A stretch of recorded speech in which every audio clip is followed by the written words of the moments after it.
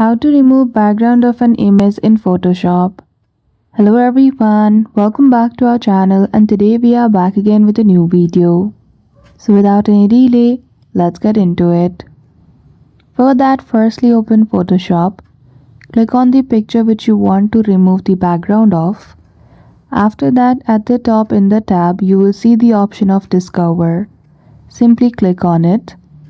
Then after you see the option of Remove Background, simply click on it and click on Apply. And you will see in the editing section the background has been removed from the image. If you simply want to undo this process, scroll a little down in the same section and you will see the option of Revert.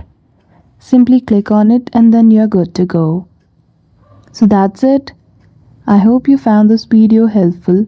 If you did, don't forget to give it a thumbs up and subscribe to our channel for such tutorial. Thank you for watching till the end.